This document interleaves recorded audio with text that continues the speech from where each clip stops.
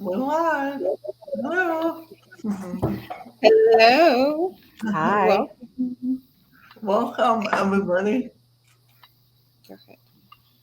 Welcome, everybody, to another episode of Kiss and Tell. And we are here to talk about some really amazing topic with an amazing person. Who else? Not to talk about sex coaching and sex therapy and all the sexology work than actually inviting someone that also is within our community, Dr. Stacy Friedman. So, again, I'm Jay, the lovologist, clinical sexologist, and we have also with us, before we get to Dr. Stacy Friedman, we have also, Dr. Jenny. yeah, I'm the CEO and the founder of Kiss and Tell magazine. And Dr. Stacy used to be one of our writers. And we knew that she would be very interesting for this podcast based yeah, on all the wonderful articles she wrote. So Thank you very much. thank you for joining us. I appreciate the invite. I always love doing these types of communications with everybody. So thank you.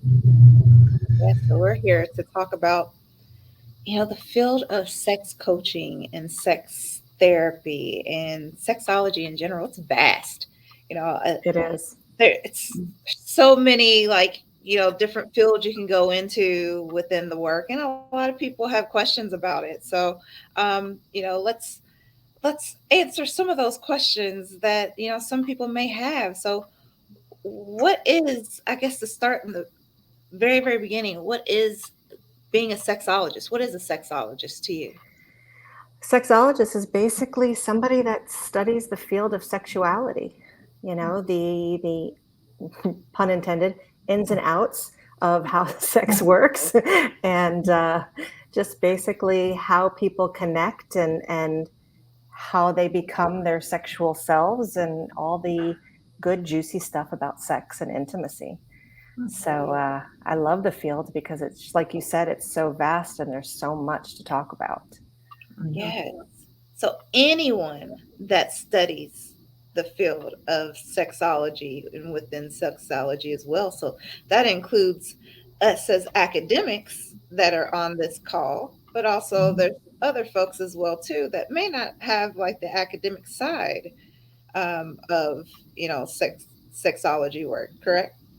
Yeah, I mean, there's a lot of people that are hands on. There's a lot of people that are, like you said, educators. There's people that are more of the coaches and the therapists, researchers. So there's a whole bunch of different aspects of sexology. Mm. Yeah. So everybody brings a little something different. Yes. That's so important to note because I think a lot of people look at, Dr. Jenny or myself that has, and you that has all this education and, all of these degrees, and they're like, okay, well, can I pursue this work, or do I have to go back to school in order to pursue it? Like, what's the path that you chose to get into this work? Well, I think that there is so many people that actually ask me those questions as well to try to get into the field. But since there are so many aspects, it's kind of hard to say which road is better for somebody. But I know for me, I have the background in psychology. I have a psychology bachelor's. And then I went to a sex coach university, Sex Coach U, for my master's equivalent, which is the coaching degree. And then I went to the Institute of Advanced Study for Human Sexuality to get my doctorate. And so that was the path that I chose. But before that, I was also doing ultrasound for 26 years. So I have a lot of that medical background. So what I liked about it is that I did that first. And then after I had kids, I did the adult toy parties. So I had like that background, and I was sitting there and I'm selling a lube for $16 and making 50%. And I'm like, sitting there for like a half an hour talking to people about the lubes and the products. And I was like, gosh, you know what? There should be something more than just sitting in a bedroom talking about a $16 lube. And that's kind of where I looked in the path of the coaching aspect of it. So that's how I followed my path. Oh, I'm so glad that you found your way within the lube and outside of the lube as well. Exactly. Because I could still now promote the lube and help people, but at least now I'm actually sitting in an office, not in a bedroom while we're hiding from all the other people in the party while everyone's drinking. And it's a little bit nicer to be able to actually find those connections with the people I work with and really see the benefits of what the coaching can do for people. So Yes, yes. Thank you. And Dr. Jenny, you were about to say something. Yeah, I was. I have a question, at least from our audience, because I know the answer. What is the difference between the sex coach and the sex therapist? How would you define that for people? it's a little bit, it could be in depth, but basically to make it easier for people to understand, I do not have a license for mental health. Sex coaches focus on the sexuality aspect of sexual health and the sexual connection and intimate connection. They're focusing not as much on the mental health issues such as depression, anxiety, abuse, trauma. We're not processing through a lot of those deep-rooted issues. We're coaching. So I kind of describe it to people like, if you have a really bad mental issue, such as, like I said, depression or anxiety, and you really need that deep support, you're going to look for a therapist.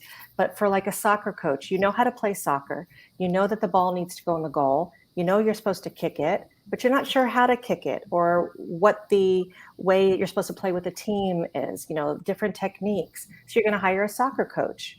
So it's kind of like the same thing. You know that you're supposed to do something with sex and put it in and figure it out. But what are the actual ins and outs of how to make things work and how to form those connections and how to figure out where the blockages are, thinking about the different mindset, where the therapy is a little bit more in depth and a little more deep rooted, I feel.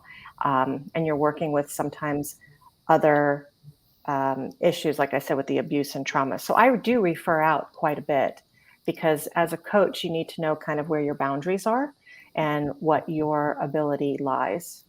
And so as soon as I feel like somebody might have some issues that need to be worked out, even just marital issues, a lot of times they can work on their marital issues and yet still see me for the sexual aspect. Mm-hmm. So that's kind of like an easy way to understand the difference. That's a great analogy as well, too. And so accessible to understand. Because when you're thinking of even, a sport, there's so many things about a sport. If you're injured in sport, you're going to go to a physical therapist. You're going to go to a physical therapist. You're not going to ask your coach to pat you up, right? Right, exactly. But your coach is still important. Absolutely, because they're teaching you the rules of the game. Yes. How to win. Yes. So, but it is in the bedroom. Yeah, exactly. It is funny though, because when I do tell people that I am a sex coach, they're like, one of the most common responses are, "Oh, what do? Do you stand by the bed with like pom-poms?" I'm like, "No, that's a cheerleader." Okay. I'm not a cheerleader. I'm a sex coach. But if you pay me enough, maybe I'll sit there and like let you. No, I'm just kidding. But you could do it, of course. But yeah, that is one of the common questions, because people are like, "I don't understand. What do? They just watch you and coach you?" Some people do. But in my case, I work with people, in office space and online and all over the world. So it's just great to be able to coach and not necessarily have to feel like if you don't need therapy, you do have a safe place to still go and talk about your relationship. That's so important that you mentioned that, especially, there are different coaches. There's different styles of coaching within sex coaching. We have the somatic touch coaches, and then we have those that are more so kind of hands off and they just give strategies. Maybe you can go a little bit more in detail of like the differences, but also maybe the legalities that are a little bit murky in those areas. Well, because it's not a lot of the sexuality fields don't have licensure.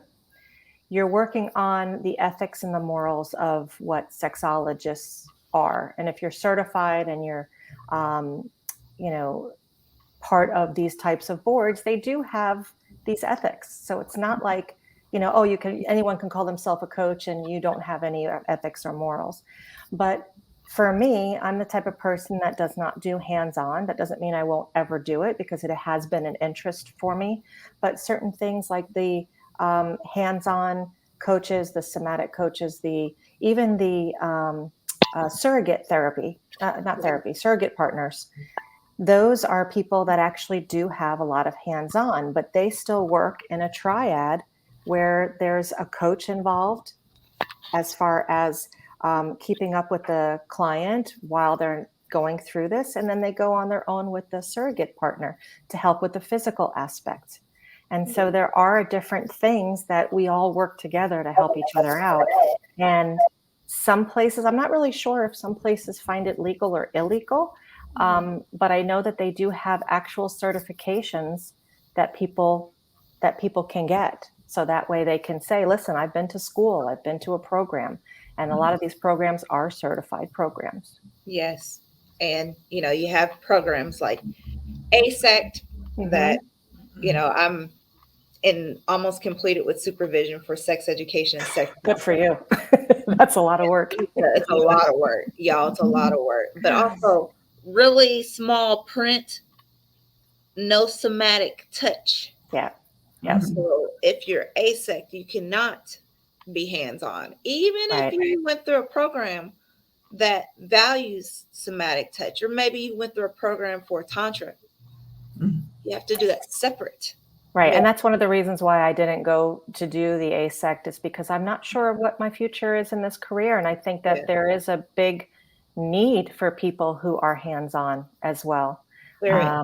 And I just want to always leave that opportunity in case I decide to do something more. Yes, that's important to consider. Or you can kind of dissolve your affiliation. But, that's just a lot of hoopla, But those are such important things to know, especially for people that are interested in this field. Right, absolutely. That a lot of people think that being a sexologist is synonymous with being a sex worker, or easy access to being able to kind of purchase our bodies. There's some people that believe that. I'm pretty sure you all have gotten emails as well too, like, hey, are y'all down? Everyone's shaking their head. Yep.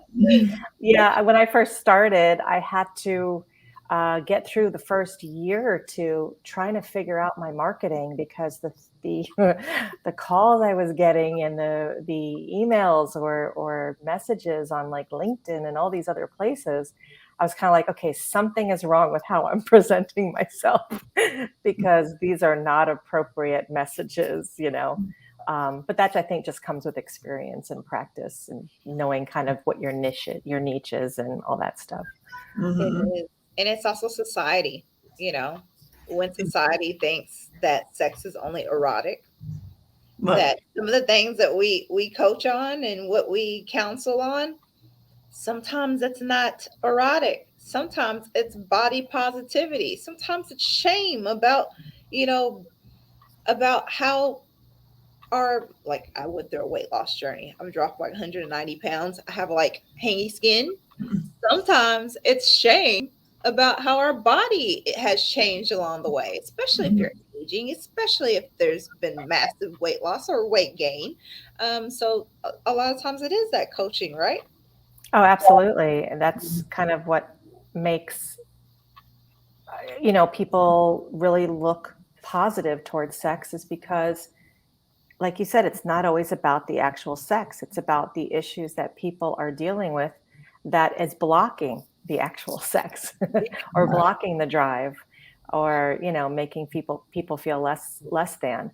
There's a lot of shame that I run into with people, and just even lack of knowledge.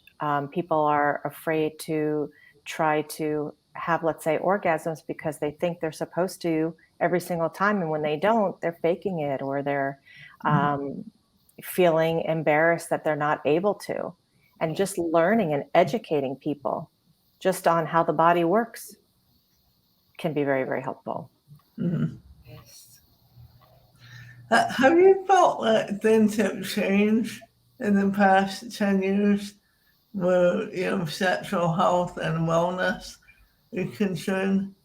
Do you feel like that the topic is more accepted than it was 10 years ago or not? Is that to me or to Yes, me? that's you. It's me. I think that we are hearing more about it. We're able to talk more about it, and things are not being as muted, but we still have such a long way to go. Mhm. I think that, just even being able to go onto different platforms like we're doing right now and having more and more people that are promoting positive sexuality, I've seen a major jump over the years. Yes. But there's still so much negativity and like we talked about the shame, there's still so much disconnect for people.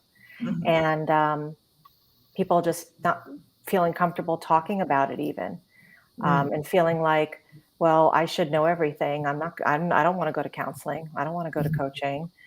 That still has been a little bit difficult, but I think people are starting to open up. I think people are starting to open up. I feel like with let's say even just the LGBTQ community, that knowledge is getting out there a little bit more, but you're always going to have people that don't believe in things or don't, you know, um, feel good about what other people are doing. You just kind of have to push that aside and just keep putting the information out there. Yes. I totally agree. Mhm. There's been some changes. It used to be that I was told to scrub my sexology work off of resumes, you know. Um, Why? that, I've previously worked as a chief diversity officer and at higher education spaces, and they've told me, well, just take that part off. You don't want people to think. Now, Wow. leaving it on and putting it Like, on wow. LinkedIn and tying it into justice work, that this work in sexual health and pleasure is part of justice work.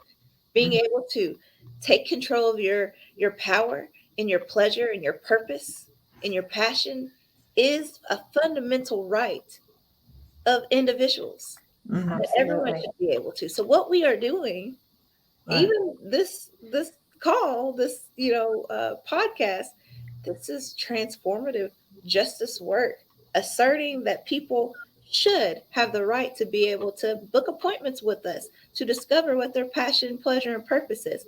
So I have a question for both you and Dr. Jenny. When it comes to this work, what would be your sales pitch for people we want more people to do this work, contrary to popular belief. Some people say, hey, if you hoard this work, then you'll be like the only one successful. No, we need more sexologists. Mhm. But what would be your sales pitch? What have you gotten from being a sexologist? How has it enhanced your life and your experience? Are you talking about sales pitch to get more people doing this? Oh, Or yes. sales pitch Using your personal experience, using what you've gained from it. came from being a No. sexologist Yes. and I'm a sex therapist? Yes. Um, wow, that's a good question. One thing that people always ask me why I chose the PhD program that I did, because I got my doctorate in clinical sexology. And they say, why did you do that? And I said, why not? And the reason I said, why not, is because to me, the topic of sex and all aspects of it is there is never a time that I hear any of it that I'm bored. Mm. That I'm like, oh, I've heard that before. I always listen. I always learn something new. I mean, yeah, even though people call me doctor, I'm still learning. I'm not saying that's what I like about this field. It's evolving constantly. It's not stuck. You know, there's aspects, not to put down psychology, but there's aspects of psychology that I think is stuck. You know, Yes. so that would be my selling point. That you're always learning, and you never get sit and go, ah. So that's my sales pitch. I love that. Mhm. I totally agree with never being bored. Every time I go in and I work with a new client, it's always, there's a different dynamic with every person because every person is different. So you're getting to meet amazing people. You're also, like you said, never bored. But also, I found that just being open and being able to be that person that people come to, that safe place that people respect, and it it's very rewarding just knowing that this person that I don't even know is coming to me, little old me, to just reveal these deep, dark, intimate sexual secrets, and then giving me a smile or a hug or a message saying, "You've changed my marriage. You've helped me come out of, you know, my sexuality and really get to know who I am." And just being part of that. I mean, I literally just got goosebumps. Being part of that is just very, very fulfilling for me, and also allows me as a sexologist to just have confidence in my own sexuality and be able to ask for what I want and be able to have a very positive relationship for myself and never look at that shame, to be able to feel good in my body no matter what weight I am. I've fluctuated all over the place as well, and it's never affected me necessarily sexually, except certain positions might be a little uncomfortable.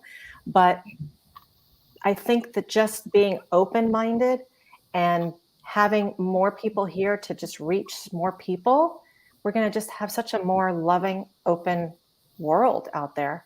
I just think that as sexologists, we really promote connection and loving ourselves and our partners, in a more intimate way. I just think that it just gives people a little bit more happiness. I love that. Thank you. You're And welcome. you hit on something that was so important. Loving yourself. So not everyone comes to a sexologist because of a partner. Oh, absolutely. Yep. What? So did you want to talk about a little bit about the individual work? Yeah, What? absolutely. I think that, like we were talking about, when you're coming to a sexologist, it's not always about sex. A lot of people come to me as individuals and they want to understand how their body's functioning better, how to be able to, I have people that haven't masturbated in their entire life, and they're coming to me at 30 something years old and being like, you know what, I've never had an orgasm. I'm not good in relationships right now. And I'm trying to learn myself. So when I go into a relationship, I can be a better, version of myself.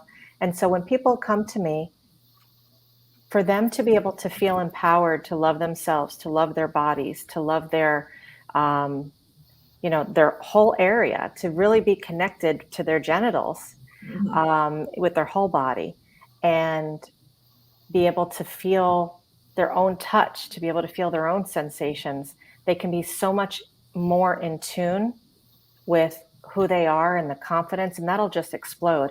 And one of the things I ask people is like, what is the one thing that most people are attracted to? And that's confidence. It's just knowing that that person can hold their own and feel good about themselves. And you don't want someone just, oh, I feel fun, I don't want to be seen, I don't want to, and that's a really, really big thing. A lot of people don't feel comfortable. So I think that's a really important aspect, is truly loving the skin and the body you're in, so Yes. you can be that sexual being. That Yes. makes a big difference. Thank you so much. You're welcome. What about you, Jay? You didn't answer the question. She's on it now. I was trying to duck. Duck under your name. What caused you to go into this specialty? Oh gosh. For the sake of time, I only talk about, because listen, Dr. Jenny knows I'm long-winded. So this could be a whole segment in itself.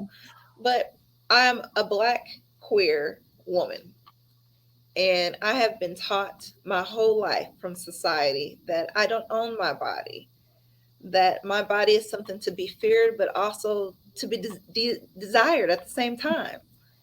And what a conundrum that is, to be feared and desired, to be mocked, Mhm. to be fetishized. I have my own category on Pornhub and all pornography, Mhm. to be seen as someone sexualized, but also not be seen at all as a valid person in spaces such as academia or workplaces and research. So it's this space that is murky and uncomfortable. And in order to do transformative work and to really be able to make a dent out of oppression that happens in society, we have to be able to talk about these things. Mhm. And why not me? Why not? Amen. Yep, And it's fun. And it's fun. it It is. really is. You know, Uh, you do serious life changing work. But gosh, when clients get that light bulb, mhm. Yeah. when they have that first experience of enjoying touching themselves, Mhm. enjoying their body, of doing mirror work with them, and actually them being okay for the first time standing in front of a mirror for more than a minute, looking at themselves naked, Mhm. and them in tears because they're actually can go through with it. Woo, It's beautiful. it's beautiful, but Mhm. it's fun. Like, Mhm. it's fun work. So, yeah, that's my sales pitch. You That's great. want something fun, if you want something transformational, if you want to be able to kick it with some kick-ass Amazing people people. like us, yeah, like us, like Mhm. you're always meeting great people and new Yeah, people. This is my Mhm. first time meeting Dr. Friedman, but gosh, this won't be the last. absolutely. Absolutely. Yeah. So, yeah. And Dr. Jenny is just like awesome sauce. So I'm always fangirling. Oh, thank you. Oh. Very nice. So we only have a couple more minutes. So what would you like to share with our new podcast audience that we're growing? What would you like to share, Stacy? Dr. Stacy? Um, about sex? Yeah, Is that what so, we're talking about? yeah, anything about sex. No, I just think that for people questioning whether the field is right or whether going to a coach or a therapist is right, Mm. you know, think about what difference you want to make in other lives as well as your own, and then that could help you make that decision. But I know that a lot of people get very nervous when it comes to opening up to a counselor or a coach or a therapist. Mhm. And one of my suggestions, I know that I offer 15-minute consultations so that way people can actually get to know me. I think that understanding that there's freedom and um, lack of no judgment when we're in this field, that you can feel safe coming to anybody in this sexuality field that are truly there just to help you transform and be true to who you are. And I think that that's something that people need to remember, that it's not that you're doing something wrong. If you don't know what you're doing in bed, we don't get taught these things. They teach you don't get pregnant, make Right, sure you wear a condom, and don't get a sexually transmitted infection. right.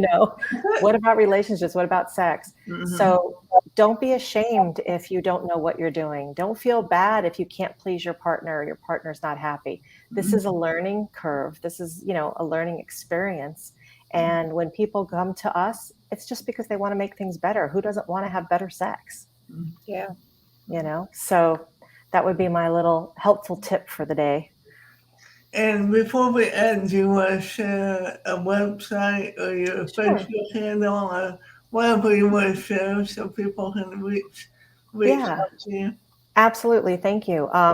My website is drstacyfriedman.com. Same way it's spelled on the thing, Dr. Stacy Friedman without the dot. And on there, I also offer a free PDF of my book called Confessions and Lessons of a Sexpert. I also offer that on Amazon, but if you want a free version, you can go there, and it's a really easy read. But you could also find me on Facebook, LinkedIn, all the things under Dr. Stacy Friedman. The one other thing I want to mention is I have a Facebook group for men and for women. The women one is intimacy, sex, and empowerment. And the men is men's sexual health and empowerment. So if anyone wants to go on there, I give a lot of great tips, and we can communicate with a lot of other people in the men's group and the women's group. LGBTQ friendly. Oh, thank you for that. Thank you. Yes. Thank you. Thank you for having me. I appreciate it. Yeah, thank you for being a guest. Yes. Nice talking to you. We have, before we